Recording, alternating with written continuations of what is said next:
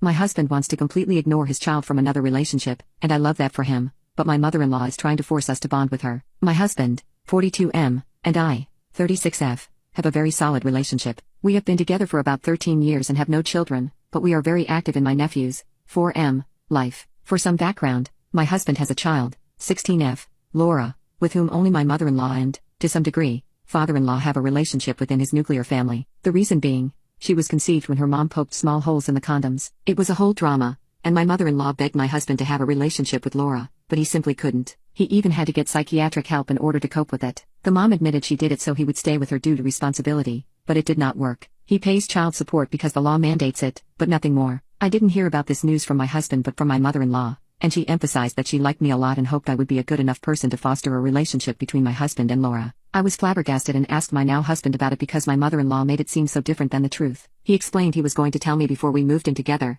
and to be fair, he kind of had already given me little bits of information here and there. He explained the whole situation and even told me I could go to therapy with him and see the psychiatric information if I wanted, but things were not as my mother-in-law said. His sister confirmed this as well and explained that this issue was the reason she was not as close to her parents anymore. Things went okay-ish for some time, and even the wedding went without issues. We all have several boundaries, and my mother-in-law more or less respects them, although she still has constant communication with Laura and her mom. We have had several cycles of very low contact with her, but things went into overdrive once my sister-in-law got pregnant with Mark. My mother-in-law started telling everybody it was not her first grandchild and all that cryptic stuff. My husband was so uncomfortable about it. She pushed for Laura to be involved in birthday parties, christenings, etc., but we all said no. She also invited both of them to her birthday party a couple of times, and we simply did not attend. Now, the new issue is that Laura has been so sad for not having her bio dad in her life, and my mother-in-law pressed my husband to do right by her. My husband said no and left immediately. I stayed while grabbing our stuff since I had brought food and told her it was not going to happen. According to my mother-in-law, Laura just wants to know my husband since he is her real dad,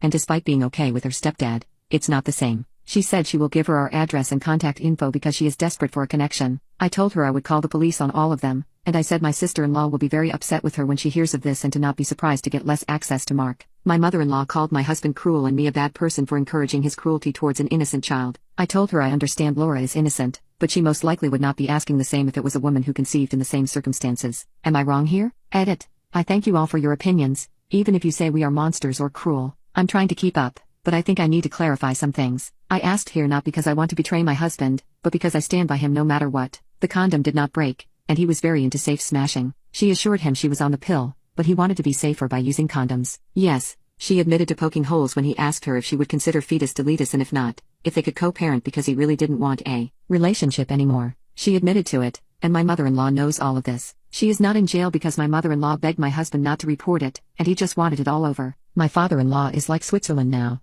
At the beginning, he was up in arms until my sister-in-law asked him if he would feel the same if it happened to her. My mother-in-law is on thin ice with my sister-in-law since she introduced Mark to Laura on the zoo outing without consulting my sister-in-law first. My mother-in-law is not allowed alone time with Mark anymore. He has to pay child support until Laura is 18 or done with education in the country we live in. He already made sure to make a will leaving her the minimum allowed by law, since you can't disinherit children in the country, but you can leave them the least amount. My mother-in-law is very distraught at this since he had me and Mark as the main beneficiaries. My husband does not want to meet Laura, give her a letter, etc. I'm not going to make him do that. I do believe my mother-in-law is pushing harder since Mark was born because my husband is amazing with him. We even took him on a trip recently, and we are very loving towards him. We also spend a bunch on him because we want to. We own our place, but it's all in my name for obvious reasons. I don't know if Laura knows, but I would never tell her because it is not my place, and despite everything, I think it is horrible to learn and worse from someone you don't even know. Update 1. I want to thank everybody who took the time to reply, even if it was against us. You gave us the push we needed to clear the situation. I'm sorry this is long. I showed my husband the post, and after spending a long time reading the comments,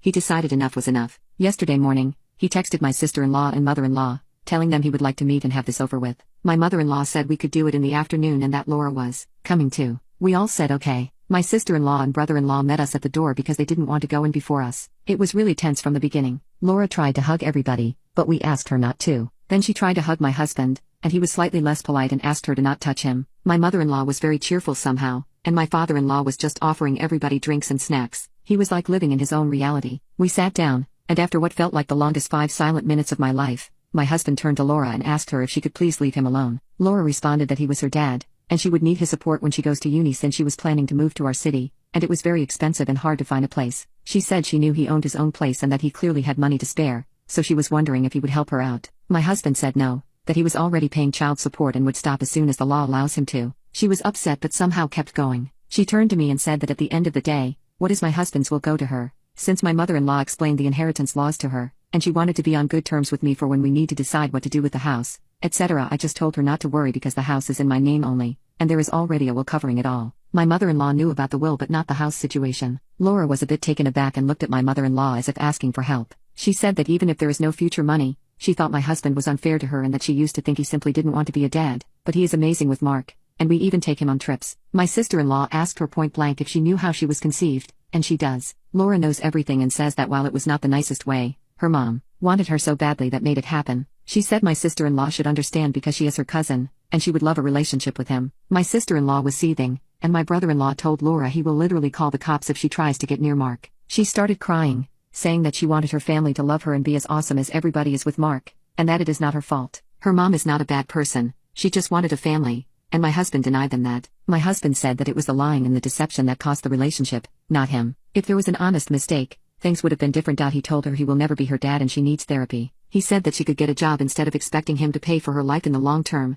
and that he is not willing to have contact after today. My mother-in-law started begging both her kids not to go and maybe do family therapy. They both said they are going no contact with her, and my father-in-law is on thin ice. My mother-in-law is blocked everywhere. I guess this is it. No contact with my mother-in-law from all of us. My sister-in-law and husband seemed actually pretty happy with the decision. We had dinner together, and the topic was dropped after a couple of minutes, and we focused on other stuff. I'm sorry there is no Disney ending, but this is for the best, and I still support my husband's mental health above all. Edit. I think I would like to play a little devil's advocate regarding the money. When Mark was born, we started being very active in his life. We have yearly passes to the zoo, get him nice things, pick him up from daycare twice a week, took him to Disneyland, Paris, etc. I believe my mother-in-law was showing her pictures, and that is why it came out like this, or at least it is my assumption of it. Her mom is not poor by any means, but she does have 2 other kids. Our city is very popular for student life, which makes it that much more expensive. My husband and I are not interested in having children of our own. We simply are ambivalent about the issue. I know it might have made my mother-in-law even more eager to have a relationship with Laura. We were giving her pocket money for some time, but we have decided to stop that as well and let her figure things out with her pension alone. I don't think we will have anything else to update in this case other than if Laura or my mother-in-law come around Mark, but I highly doubt this will happen. As much as we don't want a relationship with any of them,